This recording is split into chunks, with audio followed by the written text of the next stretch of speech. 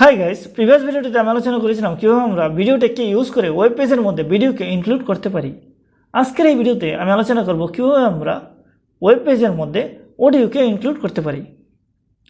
তো audio ট্যাগকে include করার জন্য ভিডিও ট্যাগের মতো আমাদের একটি অডিও ট্যাগ নিতে হবে। তো আমি এখানে প্রথমে অডিও ট্যাগ নিয়ে নিব, যার জন্য প্রথমে একটি অডিও হেডিং দিয়ে দিলাম এবং এই H1 ট্যাগের নিচে একটি অডিও ট্যাগ দিয়ে দিলাম, যাতে করে আমরা এখানে অডিওকে ইনক্লুড করতে পারি। ভিডিও ট্যাগের মতো অডিওকে ইনক্লুড করার জন্য আমাদের একটি অডিও ট্যাগ নিতে হবে এবং এই অডিও ট্যাগের ভিতর একটি সোর্স ট্যাগ নিতে হবে, যার মধ্যে আমাদের অডিওর সোর্স কোড থাকবে। আপনারা এখানে দেখতে পারবেন যে আমি এখানে একটি সোর্স ট্যাগ নিয়েছি, যার মধ্যে রয়েছে একটি এসআরসি অ্যাট্রিবিউট এবং একটি টাইপ অ্যাট্রিবিউট।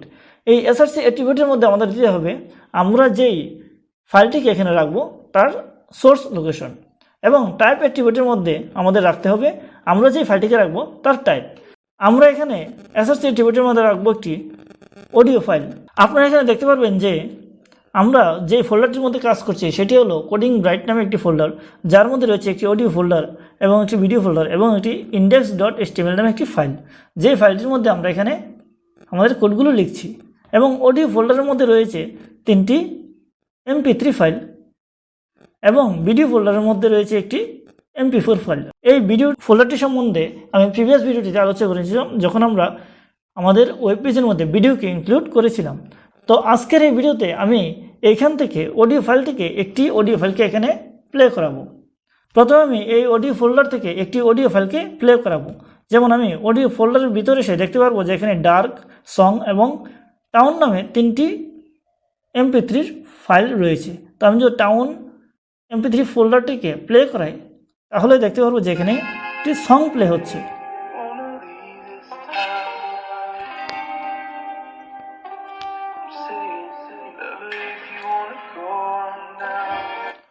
তো আপনারা এখানে দেখতে পারলেন যে আমি এখানে town.mp3 ফাইলটিকে প্লে করালাম, যেখানে একটি সং প্লে হচ্ছে।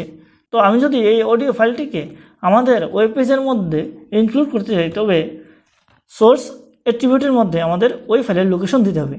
তো আমি প্রথমে দিয়ে দিব অডিও, তারপর দিয়ে দিব ওই ফাইলের নেম, এবং টাইপ অ্যাট্রিবিউটের মধ্যে দিয়ে দিব ওই ফাইলের টাইপ। তো প্রথমে আমাদের এটি হলো একটি অডিও ফাইল এবং তার মধ্যে হলো একটি MP3 ফাইল।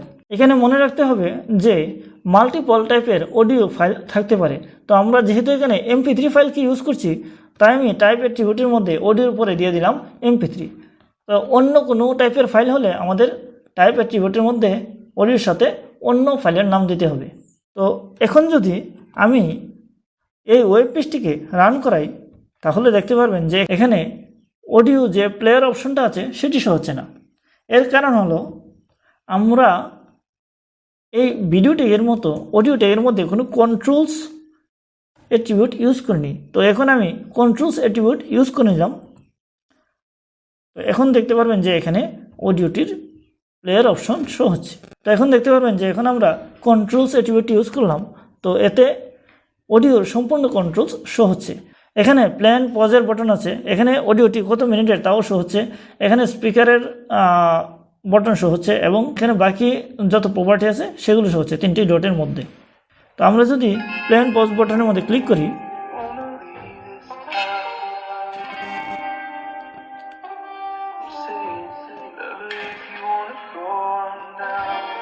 তো এখানে আপনারা দেখতে পারলেন যে এখন আমি যখন প্লে বটনের মধ্যে ক্লিক করলাম তখন পূর্বে যে সংটি প্লে হচ্ছিল এখানেও সেই বটনটি প্লে হচ্ছে। তো আমরা স্পিকারের সাহায্যে এটিকে মিউট করতে পারবো।